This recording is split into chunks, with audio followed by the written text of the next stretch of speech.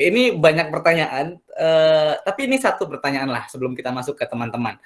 Buat teman-teman yang sekarang kan udah kuliah, bahkan udah ada yang lulus juga banyak.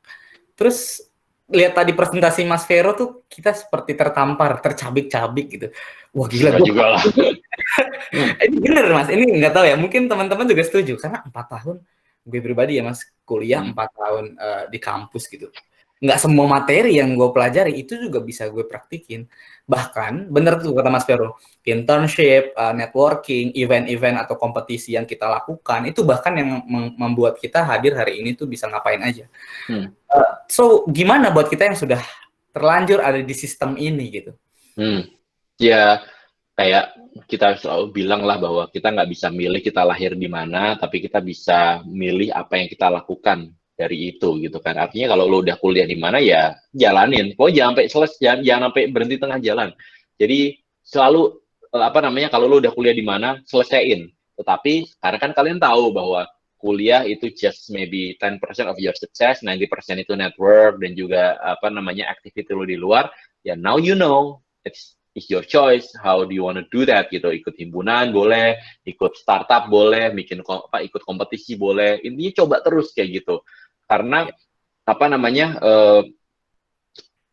sukses itu ada teorinya bagus nih, ada teori yang bagus ya kan tentang kesuksesan gitu. Jadi ini di Amerika pernah diteliti apa sih yang bikin orang itu sukses gitu. Jadi ada teorinya. Sukses definisinya di riset ini adalah money, materi maksudnya, fame, terkenal atau enggak, atau power, maksudnya jabatan gitu ya. Jadi definisi suksesnya itu. Kalau definisi sukses lu, oh gue pengen bahagia, berarti ini teori ini nggak berlaku buat lu lah kayak gitu. Tapi kalau definisi sukses lu adalah money, fame, or power, ini berlaku. Jadi dia meneliti, kenapa sih ada orang yang punya money, fame, or power lebih dari orang lain? What does it take? What do they have? Ternyata bisa dikategorikan jadi 3 shot dia nyebutnya. Ada long shot, di mana kalau lu punya itu, lu pasti akan sukses, tapi mungkin butuh waktu yang lama, lu harus sabar. Apa itu?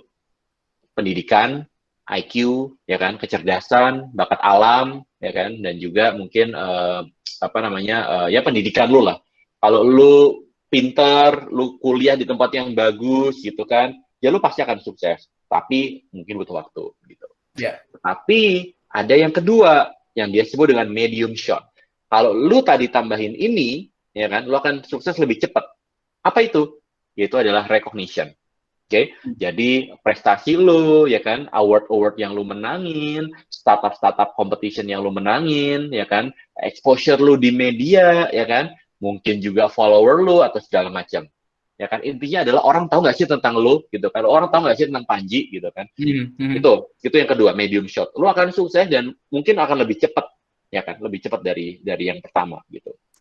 Makanya ada namanya pansos gitu kan, istilah sekarang gitu kan. Karena secara saintifik, orang yang terkenal akan lebih sukses, chance suksesnya akan lebih besar ketimbang orang yang cuma pintar aja. That's the fact. Artinya apa?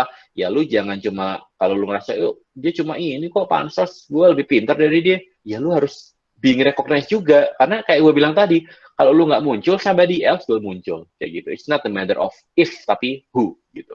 Itu yang kedua, medium. Ya kan? Yang ketiga nih, adalah short shot. Ya kan? Kalau lu punya ini, lu akan sukses dan cenderung suksesnya lebih cepat. Apa itu? Network.